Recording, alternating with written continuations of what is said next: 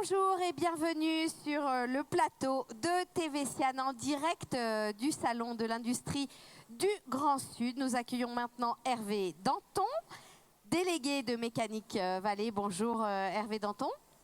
Bonjour.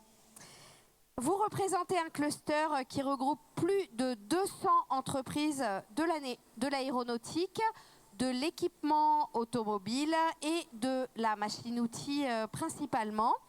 Et vous mettez en regard performance industrielle et protection de la planète. Expliquez-nous ce que ça signifie. Alors d'abord, je vais préciser que nous sommes un business cluster, effectivement en bon français, sur le sud massif central. Donc le nord de l'Occitanie, le nord de Toulouse et l'est de la Nouvelle-Aquitaine.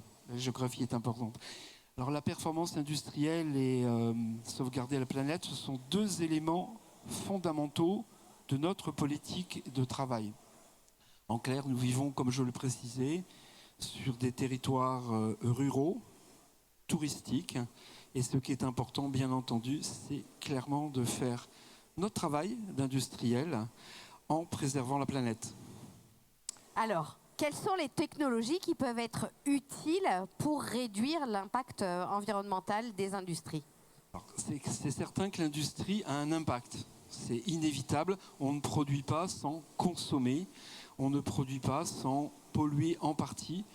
Notre rôle à nous, c'est de faire en sorte que l'on pollue le moins possible et grâce à l'industrie du futur, que l'on puisse faire en sorte d'avoir l'impact le moindre. Alors les technologies, il y en a plusieurs, hein, c'est toutes les technologies de l'industrie du futur. C'est clair que quand on utilise la réalité virtuelle, la réalité augmentée ou l'impression 3D, on va faire moins de déplacements, on va faire une maintenance plus intelligente, on va faire une maintenance quand il faut, donc prévisionnelle, en anglais predictive maintenance, et non pas parce que ça fait 30 000 heures que ça tourne et qu'il faut arrêter la machine parce que le constructeur l'a dit. Voilà un exemple concret. Alors, je le disais, vous avez réuni plus de 200 entreprises au sein de ce cluster. Comment est-ce que vous travaillez ensemble sur ces sujets ? Alors clairement, ce sont pour beaucoup de petites entreprises, hein, je le rappelle sur la géographie au nord de Toulouse, à 2 heures au maximum, c'est à l'est de Bordeaux, à 3 heures de Bordeaux. Et nous sommes des territoires ruraux, donc nos petites entreprises, depuis 25 ans, ont décidé de se rassembler et de mettre en commun, de faire en commun tout ce qu'il est possible de faire en commun. Alors, là où nous sommes très forts, par exemple, c'est le recrutement. Et là où nous sommes devenus forts, c'est les sujets faire entrer l'industrie du futur dans nos petites PME. Il y a deux façons. C'est former nos chefs d'entreprise et c'est recruter des jeunes qui, eux, sont formés à l'industrie du futur et qui, eux, ont l'appétence pour le green, l'appétence pour tout ce qui est bon pour la planète. Une recherche de sens dans son travail qui a un impact positif direct sur l'environnement. Et qui plaît aux jeunes générations. Alors ça n'étonne personne maintenant. Je soude souvent l'anecdote. Quand je faisais mes études, sur une promo de 200, il y avait 3 élèves ingénieurs qui venaient assister aux cours d'environnement. 3. Ça ne fait pas beaucoup. Actuellement, quand vous allez dans un amphi de cours d'environnement d'une école d'ingénieurs, quand il manque 3 élèves, on les regarde de travers. Donc tous les jeunes, garçons et filles de nos jeunes générations, sont complètement impliqués, concernés par ce qui est bon pour la planète, le verdissement de l'industrie. Donc cette formation qu'ils ont, cette culture naturelle qu'ils ont, on s'en sert pour faire entrer dans l'industrie, dans nos PME, dans nos entreprises, les technologies qui vont bien. Alors, ne soyons pas innocents, hein.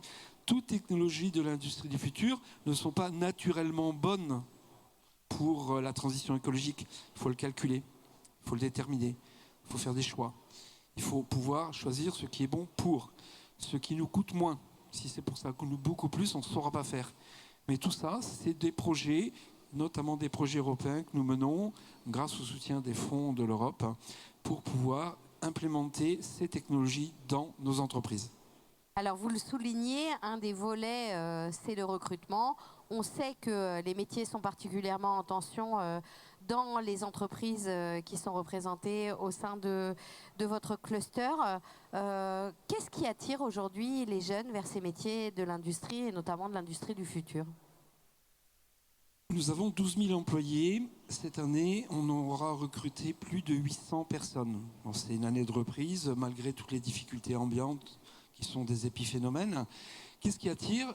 C'est d'abord nos territoires. Il fait bon vivre dans le Lot, il fait bon vivre en Aveyron ou en Corrèze et en Haute-Vienne. Ça, ce sont des territoires qui attirent. Pas forcément le jeune qui sort, ou la jeune âgée qui sort de l'école, mais quand on a des jeunes enfants, c'est quand même beaucoup plus agréable de vivre à côté de Figeac qu'au centre d'une grande métropole. Il n'y a pas de bouchons. Aussi, parfois, on est un petit peu embêté par un troupeau de moutons ou par une moissonneuse batteuse, mais franchement, c'est le côté amusant de la situation. Ça attire. Après, notre très grande compétence industrielle, la possibilité de faire toute une carrière de l'âge de 25 ans jusqu'à l'âge de la retraite. On peut faire toute sa carrière dans nos territoires en changeant d'entreprise. Alors, on ne va pas pousser à changer d'entreprise, mais c'est possible. Donc ça, c'est très rassurant. Vous pouvez vous installer, avoir votre maison, votre vie sociale, familiale, et puis vous dire, si jamais ça ne fonctionne pas dans telle entreprise, il y a d'autres entreprises à côté. Alors c'est cet écosystème, puis après derrière, ce côté très moderne de savoir travailler ensemble sur des sujets où on sait qu'on sert à quelque chose.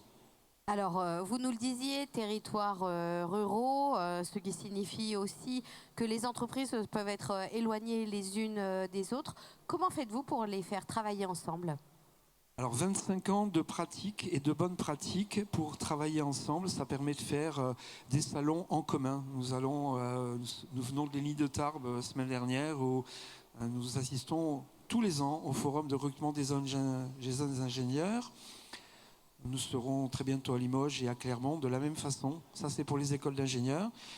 C'est ce genre de façon qui nous permet de recruter. Nous avons nos propres écoles de production, nos lycées professionnels qui ont des formations très adaptées puisqu'on est en étroite relation avec eux à travers un campus des métiers et des qualifications. Donc eux, les profs que nous connaissons, qui me connaissent, qui connaissent nos entreprises, ils savent quelles sont les formations dont nous avons besoin, quelles sont les technologies dont nous avons besoin. C'est cette interconnexion des personnes qui fait une partie de notre succès. Comment est-ce que vous évaluez vos actions aujourd'hui et avec quels résultats ? Alors il y a un élément fort simple en la matière. Nous sommes sous statut associatif, donc cotisation des adhérents. Le jour où ils ne cotisent plus, c'est que ça ne se fonctionne pas, c'est qu'ils ne trouvent plus leur intérêt. C'est, je pense, une très bonne technique pour évaluer son travail. Puis on leur pose la question. Nous ne faisons pas une seule opération sans que nos adhérents, nos entreprises nous notent. Donc si on a une mauvaise note, moyenne bien sûr, il faut se remettre en question. Donc c'est ce challenge quotidien, régulier, qui nous fait dire à notre équipe, à notre conseil d'administration, là on a réussi, ou moins bien réussi, pourquoi, comment on peut s'améliorer. Et aussi l'écoute du terrain, c'est essentiel. Nous sommes des gens du terrain, nous sommes sur le terrain en permanence. Sur le CIAN, nous sommes avec pas mal d'entreprises, nous communiquons, nous écoutons. Il faut rester humble aussi. Alors justement, nous sommes sur le salon CIAN. Un conseil que vous auriez à donner aux entreprises présentes aujourd'hui sur ce salon ? Continuer à rester ouvert, et notamment sur les technologies de l'industrie du futur, et puis travailler ensemble. Merci à vous Hervé Danton d'être venu sur ce plateau concilier technologie et protection de notre planète. On espère que toutes les entreprises vous auront entendu. À bientôt. Merci.